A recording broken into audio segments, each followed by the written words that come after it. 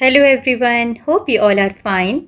Today we are going to solve a sample paper of class 3rd English of half yearly examination 2025-26.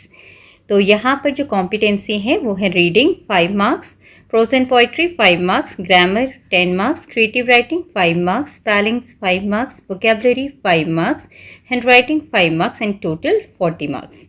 तो सबसे पहले इसमें आपको एक अनसीन पैसेज मिलता है जिसको आपने पढ़ना है ध्यान से।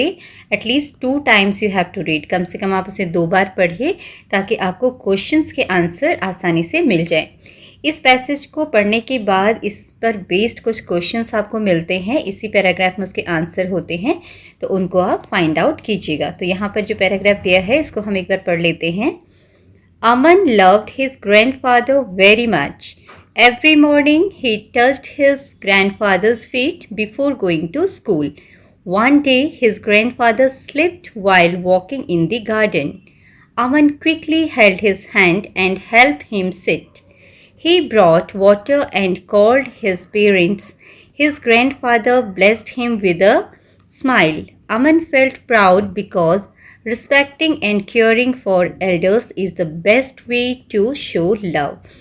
तो यहाँ पर आपको क्या समझ में आया? यहाँ पर अमन और उसके दादाजी के बारे में बताया हुआ है। तो Aman loved his grandfather very much. Aman अपने दादाजी को बहुत प्यार करता था। Every morning he touched his grandfather's feet before going to school. हर सुबह वह स्कूल जाने से पहले अपने दादाजी के पाँव छूता था। जैसे आप अपने पेरेंट्स की रिस्पेक्ट करते हो, सुबह सुबह उठकर उनके पैर छूते हो तो आपको आशीर्वाद मिलता है। अपने दादा दादी नाना नानी जो भी बड़े हैं घर में, उनके आप पैर छूते हो तो आपको आशीर्वाद मिलता है। तो वैसे ही अमन भी स्कूल जाने से पहले अपने दादाजी के पैर छूता था। वन डे, एक दिन क्या हुआ? हिज ग्रैंडफादर स्लिप्ड, उसके दादाजी स्लिप हो गए, फिसल गए। While walking in the garden, जब वो गार्डन में वॉक कर रहे थे, घूम रहे थे। अमन क्विकली हेल्ड हिज हैंड, अमन ने जल्दी से उनका हाथ पकड़ा। एंड हेल्प्ड हिम सिट, और उनको बिठाने में मदद की, उनको आराम से बिठाया। He brought water and called his parents, वो दादाजी के लिए पानी लेकर आया और अपने पेरेंट्स को बुलाया, उनको बताने के लिए कि दादाजी गिर गए। His grandfather blessed him with a smile, और दादाजी ने उसे आशीर्वाद दिया क्योंकि उसने अच्छा काम किया था, अपने दादाजी की हेल्प की थी। अमन फेल्ट प्राउड, अमन को बहुत अच्छा लगा, उसे गर्व महसूस हुआ। क्यों? Because respecting and caring for elders is the best way to show love, क्योंकि अमन ने अपने दादाजी को अपना प्यार कैसे दिखाया था? उनकी रिस्पेक्ट कर कर, उनकी केयर करके। ठीक है, अगर हम अपने बड़ों को प्यार करते हैं, रिस्पेक्ट करते हैं और उनकी केयर करते हैं तो वही सबसे अच्छी बात होती है, वही चीज़ हमारे लिए प्राउड फील कराती है। हमें प्राउड फील होता है जब हम अपने से बड़ों की रिस्पेक्ट करते हैं, मदद करते हैं। तो ये हम सबको करना चाहिए। अब इसी पैराग्राफ के बेसिस पर कुछ क्वेश्चंस हैं। पहला question, who did Aman love very much? Aman किसको बहुत ज़्यादा प्यार करता था? Then what you have to write here, Aman loved, यहाँ स्टोरी में क्या लिखा था? दादाजी, तो यही आपने लिखना है ग्रैंडफादर, अमन लव्ड। अब यहाँ पर लव की जगह लव्ड आ जाएगा, पास्ट फॉर्म आ जाएगा क्योंकि क्वेश्चन में डिड है। जहाँ भी क्वेश्चन में डिड होता है तो उस क्वेश्चन में जो भी वर्ब होता है, डूइंग वर्ड होता है, जैसे लव डूइंग वर्ड है, वो उसका पास्ट फॉर्म हम लिखते हैं। ठीक है, तो Aman loved his grandfather very much. Grand father very much, ये आप लिखेंगे यहाँ पर। Next, where was Aman's grandfather walking? Aman के दादाजी कहाँ घूम रहे थे? तो आपने एक स्टोरी पढ़ी, वो कहाँ घूम रहे थे जब वो फिसल गए थे? One day his grandfather slipped while walking in the garden, तो वो गार्डन में घूम रहे थे। यहाँ से आपको जगह का नाम पता चला, तो आप लिखेंगे Aman's grandfather was walking in the garden. Aman's grandfather was walking in the garden, वो गार्डन में घूम रहे थे। Next is, who helped the grandfather when he slipped? Who help, किसने मदद की जब ग्रैंडफादर स्लिप हो गए थे? ऑब्वियसली पूरी कहानी अमन के बारे में, अमन ने ही हेल्प की थी, तो यही नाम आप हु की जगह लिखेंगे। केवल आपने हु की जगह क्या लिखना है? अमन, बाकी सारा आंसर क्वेश्चन में से। Help the grandfather when he slept। ठीक है। हु वाले जो क्वेश्चंस होते हैं, जहाँ क्वेश्चन में हु लिखा होता है, हु मीन्स कौन, आपको नाम बताना होता है, तो ये बहुत इजी होते हैं। आपने कहानी को ध्यान से पढ़ना है और जिसके बारे में भी पूछा हो उसका नाम लिखना होता है। Okay, next question fill in the blanks के फॉर्म में है। Respecting and caring for elders is the best way to show. तो ये कहाँ पे लिखा हुआ है? ये लास्ट लाइन है। Aman felt proud because respecting and caring for elders is the best way to show. क्या शो करने के लिए ये हमारा बेस्ट तरीका है? Love, LOVE। तो आपको ऐसे लाइन में से कोई भी वर्ड फिल करने के लिए दिया जा सकता है। नेक्स्ट है right the opposite of word evening from the paragraph. तो यहाँ से इस पैराग्राफ में से इवनिंग का अपोजिट आपने ढूंढना है। अगर आपको इवनिंग का अपोजिट ऑलरेडी आता है तो बहुत अच्छी बात है, नहीं तो यहाँ लिखा हुआ है देखो, एवरी मॉर्निंग। मॉर्निंग मतलब सुबह। तो इस तरीके से आपसे क्वेश्चन पूछे जा सकते हैं। ठीक है, तो इसका आंसर आपको पैराग्राफ में मिल गया।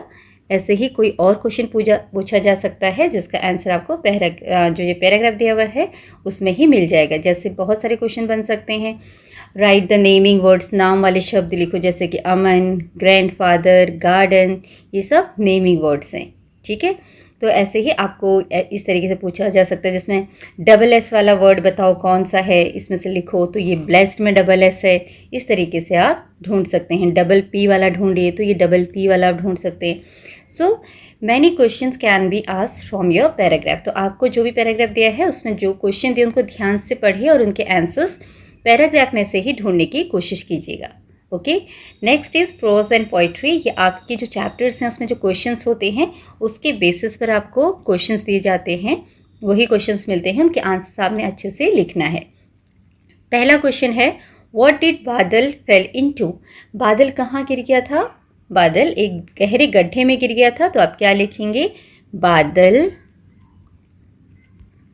Fail into a deep pit. ये आपका 1 मार्क्स का क्वेश्चन है, तो आप इसको इस तरीके से लिखेंगे। Meena was angry Y. Meena नाराज़ हो गई थी, क्यों? तो यहाँ पर मीना क्यों नाराज़ हो गई थी कहानी में? क्योंकि एक बच्चा बार बार उसकी कागज़ की नाव को उल्टा कर दे रहा था, जो कि वो नहर में डाल रही थी उसको चलाने के लिए, सेल करने के लिए। तो ये बात आप यहाँ पर लिखेंगे। Meena was angry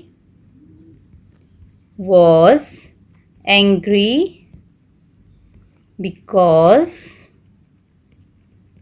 a naughty boy। ये 2 मार्क्स का क्वेश्चन आंसर है, तो आपको उसको थोड़ा सा बड़ा लिखना होता है। Because a naughty boy was overturning मतलब उल्टा करना। Overturning her paper boats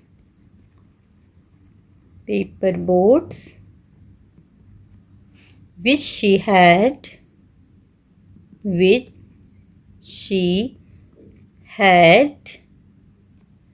placed in the stream to sail। क्योंकि एक शरारती लड़का उसके पेपर बोट्स को बार बार उल्टा कर रहा था, जो कि उसने तैराने के लिए नदी में या नहर में डाल रही थी, तो इसलिए वो गुस्सा थी। Name the toys in the toy shop. Toy shop में कौन कौन से खिलौने थे वो आपने लिखने। यहाँ पर जो भी आपको याद है आप लिखेंगे, जैसे टॉकिंग डॉल,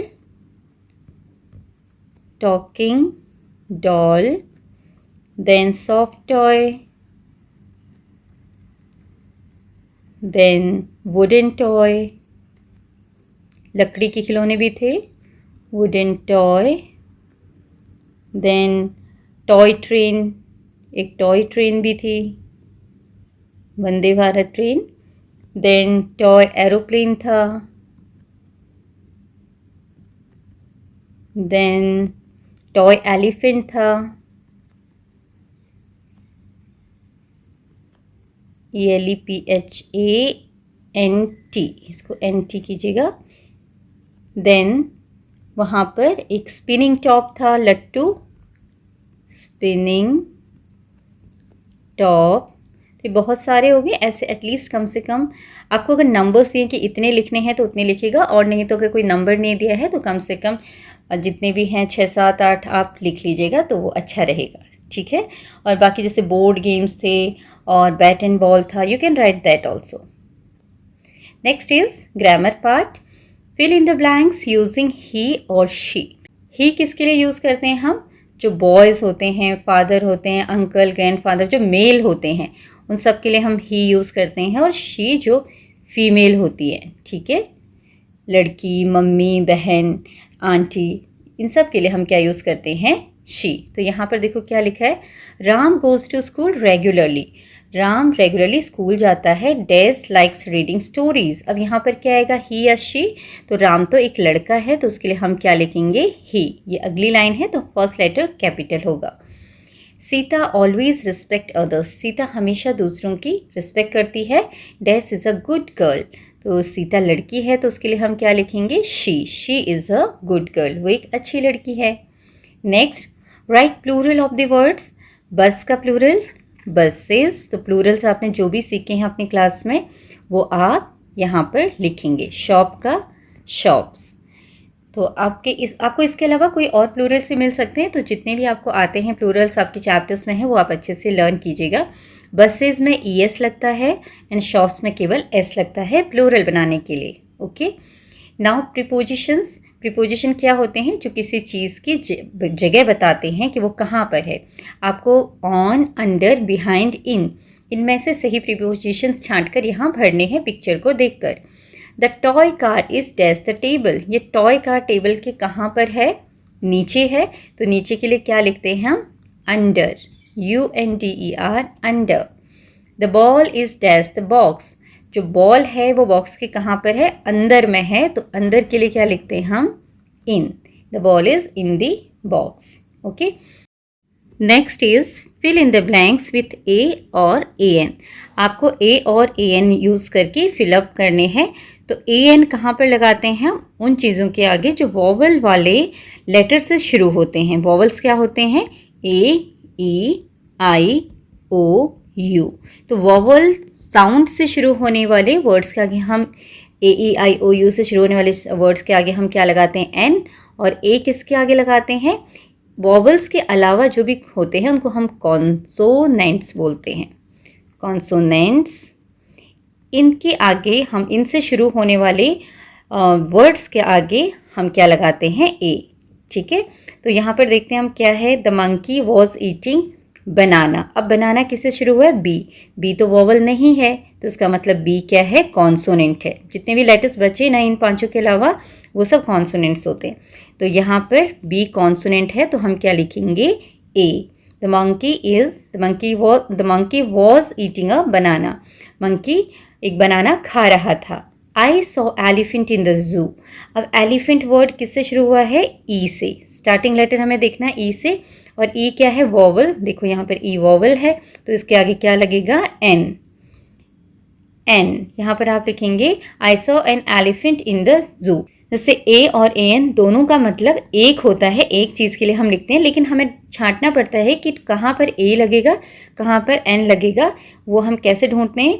वॉवल्स और कॉन्सेंट्स के हिसाब से। ये वॉवल्स हैं, वॉवल्स, और ये नीचे वाले जो भी बी, सी, डी, ई तो ऊपर आ गया, एफ, जी, एच, बाकी जो भी बच्चे इनके अलावा वो सब कॉन्सोनेंट्स होते हैं। तो उस हिसाब से आपने ढूंढने हैं। आई होप ये आपको आता होगा। Next is right the rhyming word of the following. इनके राइमिंग वर्ड आपने लिखने हैं। फन का अब सन लिख सकते हो, बन लिख सकते हो, ओके, गन लिख सकते हो। रेन, रेन का आप क्या लिख सकते हैं? Pen, train, okay. Men, MEIN, men, इस तरीके से आप कोई भी वर्ड्स लिख सकते हैं। यहाँ एक ही लिखने के लिए बोला है तो आप 1 लिखेंगे।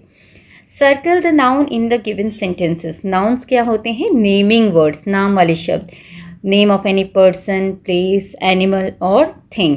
किसी इंसान का नाम, जगह का नाम, पक्षी का नाम, चिड़िया का नाम, जानवर का नाम, चीज़ों का नाम, वो सब नाउन्स होते हैं। तो पहली लाइन में देखो क्या लिखा है? I like to read books. मुझे बुक्स पढ़ना पसंद है। तो यहाँ पर कौन सी चीज़ का नाम है? बुक। तो ये एक नाउन हो गया। Next, Shyam is eating a mango. अब देखो यहाँ पे कितने नाउन्स हैं। एक तो किसी का नाम है श्याम, वो भी नाउन है, और चीज़ क्या है, फ्रूट मैंगो, ये भी एक नाउन है। तो किसी फल का नाम, किसी इंसान का नाम, किसी चीज़ का नाम, सब नाउन होते हैं, तो आप उनको सर्कल करेंगे। Next is fill up the blank with correct describing word, जिसको आप एडजेक्टिव भी बोलते हो। किसी चीज़ की जो विशेषता बताते हैं उसको हम डिस्क्राइबिंग वर्ड बोलते हैं। तो यहाँ पर आपने एक अच्छा सा डिस्क्राइबिंग वर्ड जो नीचे वर्ड्स दिए हुए हैं उनके लिए लिखना है, जैसे कि this is a dash flower, ये ऐसा फ्लावर है। तो फ्लावर की विशेषता बतानी, कैसा फ्लावर है। आप इसमें कलर भी लिख सकते हो और ब्यूटीफुल भी लिख सकते हो, BEAUTIFUL, ठीक है। तो ब्यूटीफुल इसकी विशेषता है कि फ्लावर कैसा है, खूबसूरत। रेड फ्लावर लिख सकते हो, ब्लू फ्लावर्स लिख सकते हो, येलो फ्लावर लिख सकते हो। तो फ्लावर के लिए आप जो भी अच्छा वर्ड सोच सकते हैं वो आप यहाँ पर लिखेंगे। I have a dash car, मेरे पास एक कार है। अब कार कैसी है, उसमें भी आप कलर लिख सकते हो, बिग स्मॉल लिख सकते हो, न्यू या ओल्ड, नई कार, ठीक है, पुरानी कार, जैसी भी है वो आप लिखेंगे। तो यहाँ पे लिख देते हैं I have a big car. Example के लिए मेरे पास एक बड़ी सी गाड़ी है। तो कार की विशेषता क्या है, वो एक बड़ी कार है। Next is change the gender. Father का क्या होता है चेंज द जेंडर में, mother, uncle, aunt, AUNT, aunt, okay. Next is combine these words using and write them in the blank. In words के बीच में एंड यूज़ करके इनको दोबारा लिखना आपने। ईट और ड्रिंक लिखा हुआ है, ईट कॉमा ड्रिंक, तो आप लिखेंगे ईट एंड ड्रिंक। ये आपने अपने चैप्टर में किए होंगे, तो आप वहाँ से अच्छे से लर्न कीजिएगा। It's very easy. Give, take, give and take, देना और लेना, खाना और पीना, okay. Next is add question mark और full stop to the following. अब क्वेश्चन मार्क कहाँ पे लगाते हैं, जहाँ पर कोई क्वेश्चन पूछा जाता है, क्वेश्चन, ठीक है, जहाँ पर प्रश्न पूछा गया है। और फुल स्टॉप कहाँ लगाते हैं, जहाँ कोई सेंटेंस कंप्लीट हो जाता है सेंटेंस के लास्ट में, ठीक है। तो यहाँ पर देखो क्या लगता है इनको पढ़कर, व्हाट आर यू डूइंग, आप क्या कर रहे हैं। तो यहाँ प्रश्न पूछा जा रहा है, तो इसमें कौन सा लगेगा mark, question mark, okay. Birds fly in the sky, birds आसमान में उड़ती हैं। तो एक सिंपल सी बात बताई जा रही है, सेंटेंस है साधारण सा, यहाँ पर कोई प्रश्न नहीं पूछा गया, तो आप इसको फुल स्टॉप यहाँ पर लगाएंगे, okay. Come to next, creative writing. Write few lines about the picture using the following clues. इन क्लूज़ को यूज़ करके इस पिक्चर के बारे में आपने कुछ लाइंस लिखने, एटलीस्ट 5 लाइंस तो आप लिखेंगे। तो यहाँ पर वर्ड क्या दिए आपको, ट्रीज, सन, चिल्ड्रेन, हैप्पी, इंजॉइंग, बर्ड्स। तो इन क्लू वर्ड्स को यूज़ करके आपने यहाँ पर सेंटेंस बनाने, तो आप लिख सकते हैं दिस इज़ अ, सबसे पहले आपने बताना है कि किस चीज़ का पिक्चर है। This is a picture of a park, ये किसका पिक्चर लग रहा है आपको, पार्क का, तो आप पार्क लिखेंगे। This is a picture of a park, okay. There are many children, यहाँ पर बहुत सारे बच्चे हैं। देयर आर मैनी चिल्ड्रन, वहाँ पर आपको जो दिखाई दे रहे हैं उनके बारे में आप लिखेंगे। आर लिखेंगे ज़्यादा के लिए, इज़ लिखेंगे एक चीज़ के लिए। दे आर वेरी हैप्पी, बच्चे बहुत खुश हैं। दे आर वेरी हैप्पी, बच्चे बहुत खुश हैं। और क्या दिख रहा है, there is a slide, okay, there is a slide. या फिर आप ये भी लिख सकते हो, a girl is playing in the slide, एक लड़की स्लाइड पे खेल रही है। And a girl is playing football, एक लड़की फुटबॉल खेल रही है। A girl is playing football. Then आपको क्लू वर्ड्स भी दिए हुए हैं ऊपर, आप देख सकते हैं। हैप्पी हो गया, चिल्ड्रन हो गया, सन और ट्रीज भी यूज़ कर सकते हैं, बर्ड्स भी यूज़ कर सकते हैं, ठीक है। There is sun in the sky, okay, the sun is shining in the sky. There are, पहले बर्ड्स के बारे में लिख देते हैं, कितने बर्ड्स हैं, 2 birds. There are 2 birds, 2 birds flying in the sky भी आप आगे जोड़ सकते हो। There are 2 birds flying in the sky. The sun is shining brightly, the sun is shining, सूरज चमक रहा है, the sun is shining brightly, बड़ा तेज चमक रहा है, ठीक है। या फिर the sun is shining in the sky, ऐसे भी आप लिख सकते हैं। तो यहाँ पर बहुत सारे देखो आपको सेंटेंस बन सकते हैं। The children are enjoying a lot, बच्चे बहुत इन्जॉय कर रहे हैं। There are trees, there are 2 big trees, okay. There are 2 big trees. तो यहाँ पर आपका ये 5 मार्क्स का क्वेश्चन है, तो कम से कम 5 सेंटेंस आप लिखेंगे। तो हमने बहुत सारे लिख दिए, तो अपनी जो भी पिक्चर आपको मिलेगी उसके बेसिस पर आप उसको लिखेंगे sentences. Then encircle the correct spelling, spellings जो सही है उसको आपने सर्कल करना है। बाउंस की कौन सी स्पेलिंग है यहाँ पर, BUNCE या फिर BOUNCE या फिर BAOUNCE। अगर आपने चैप्टर में पढ़ा होगा तो बाउंस की करेक्ट स्पेलिंग ये होती है BOUNCE, okay. Second, fill in the blank with correct word. देखो यहाँ ये 2 वर्ड दिए हैं, आपने सही स्पेलिंग वाला वर्ड यहाँ पर फिल करना है।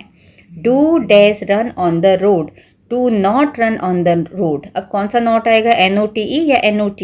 तो ये आपको पता होगा NOT, नॉट मतलब नहीं वाला, ठीक है। Fill in the missing letters, ये वर्ड जो है कंप्लीट करना आपने मिसिंग लेटर्स फिल करके, और ये आपके जो चैप्टर्स हैं उसी में से वर्ड्स लिए गए हैं, तो आपको वो सारे जो वर्ड्स हैं न्यू वर्ड्स अच्छे से लर्न होनी चाहिए। तो ये है EXCITEMENT, excitement, okay. Next, add the ING to the following word, ING use करके इस वर्ड को लिखना है। तो ड्रिंक के साथ आप ING जोड़ दोगे तो क्या बनेगा, drink plus ING, drinking. Then rearrange the letters and make the name of a colour, इन लेटर्स को रीअरेंज करके सही सीक्वेंस में लिख के कलर का नाम बताओ, कौन सा कलर बना सकते हैं हम यहाँ पर, GREEN, GREEN, ग्रीन, ओके।